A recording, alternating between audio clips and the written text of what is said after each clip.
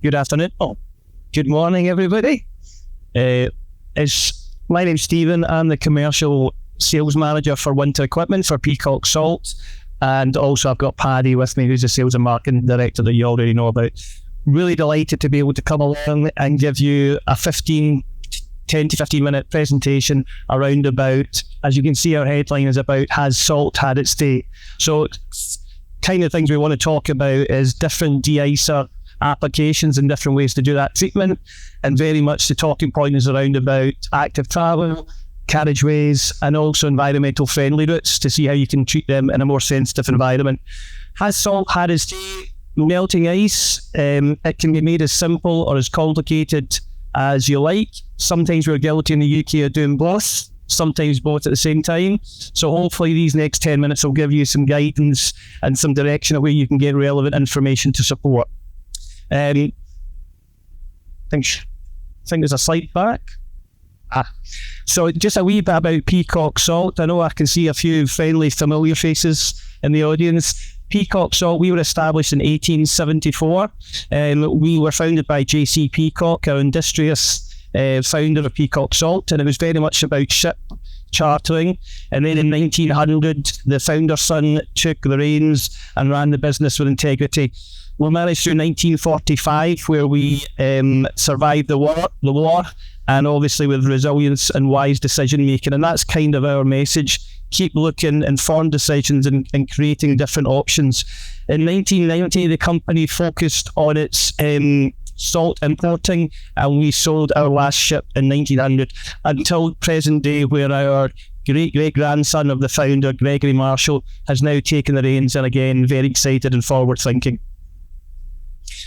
You can, on the slide before that slide, you can see also the ports around the UK.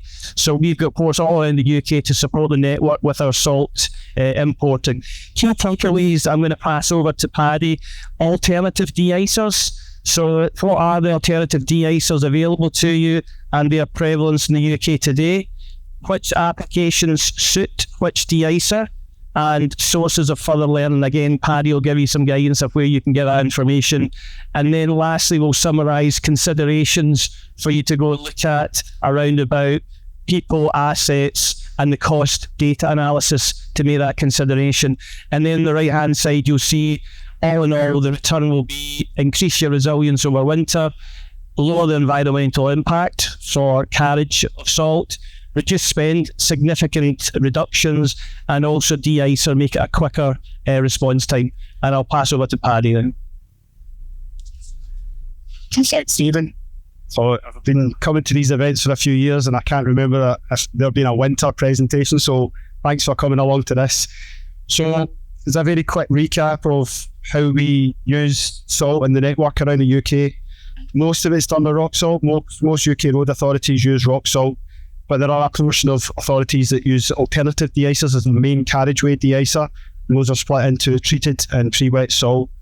So as you'll know, the rock salt is abundantly available. It's nice and cheap. It's from the mines in Cheshire, and most of us will use that. But some of us then float that. It's treated salt, or mix it with brine as pre-wet salt.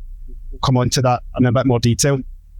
But that's actually the idea for this came around after reading the UK RLG report on emergency preparedness.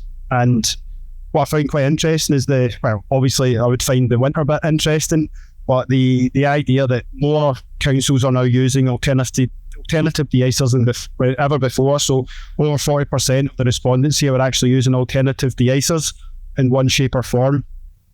And where we would class alternative de-icers from traditional salt, we class them as chlorides, acetates, formates, and then you get glycols and other type of de-icers as well. And this little graphic just shows you how they perform under certain criteria, such as corrosiveness, pet friendliness, environmentally more friendly, and also cost. So the most abundantly available and the least expensive option is salt. It's sodium chloride.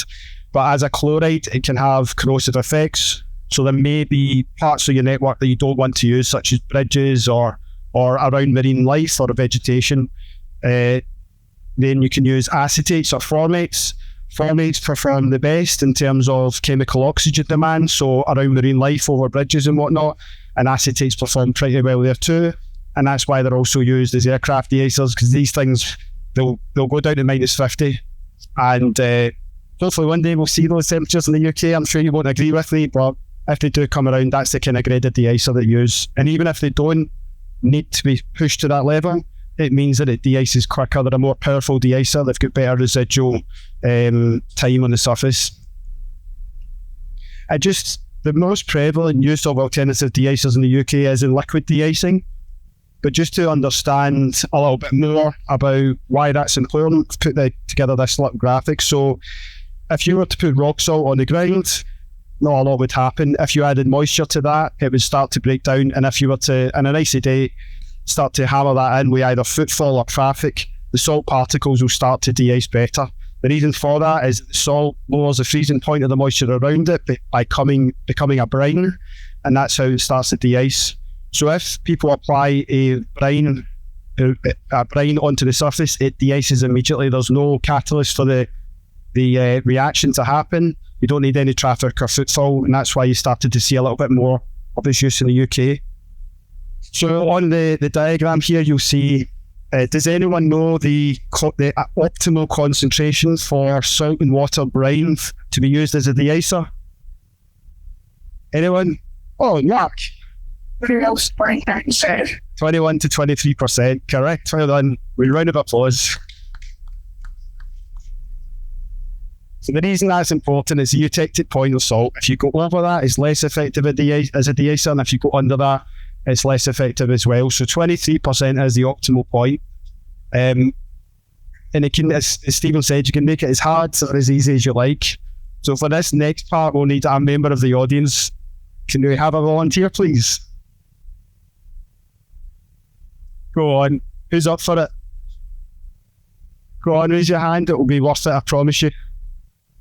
You just need one volunteer to come up on stage. On you go. Give a round of applause, please. Thank you. Right. So we're going to conduct a little experiment live on stage. Don't worry, we've got safety equipment. So it's as simple as just adding water to salt to make a brine. So if you can, could you please add, so we've got a little beaker, we've got some salt, and we've got some water. So if you can, let's add a little bit of salt into the beaker. Well, cool, that'll do. And then add some fresh Scottish water, the best around. Highland Spring, other brands are available, I suppose. And that'll do, cool. And I give it a little stir. So what's happening just now is the salt and the water, the salt is saturating into the water. This now makes basically making a de-icing brine right in front of our eyes. It's so simple. Now, how would you feel? Do you think the salt particles are saturated enough? Still a bit there. I would add a little bit more water. So it's 23% by weight. So the portion of it, around about a quarter, you would just keep mixing it until you make this brine.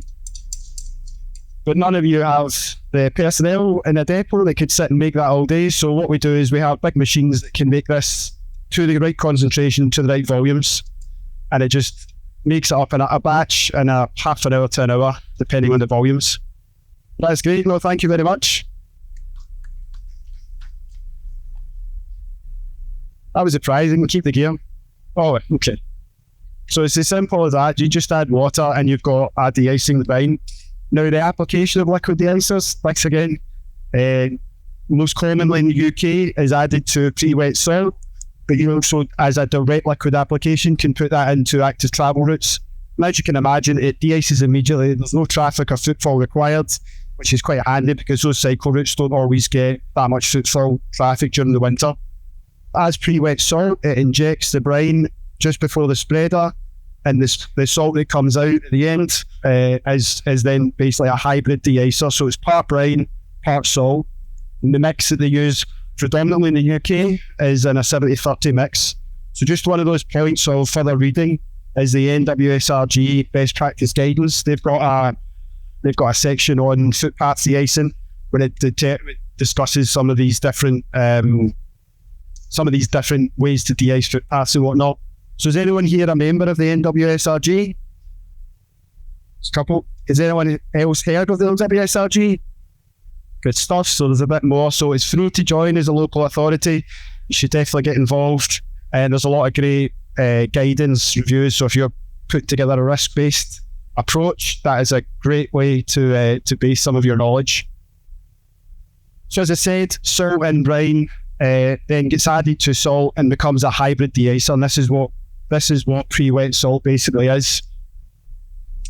In order to do that, part of Stephen's job is he works for local authorities to basically flesh out what that cost would be, where that benefit would be back. Because now basically what you're doing is you're only now using 70% of your original rock salt. The other 30% saving would then be put into making the investment for the saturator, the changes to the spreaders, and buying white marine salt in order to produce the salt, produce the brine as well. But what we normally see is most local authorities will have that investment returned within a matter of seasons. And if you are an authority that uses quite a lot of salt, then you'll see that investment quicker as well. And the method of reducing your spread rates in line with the guidance, it's in section 8 of the NWSRG. So hand back over to Stephen.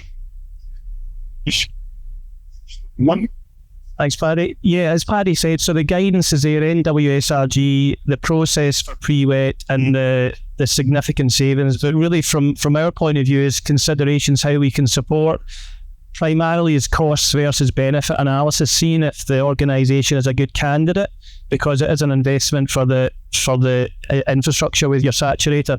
Capacity resilience, again, we can look at the size of the brine tanks, additional storage, tying in with rainwater to support with all different aspects with, water flow.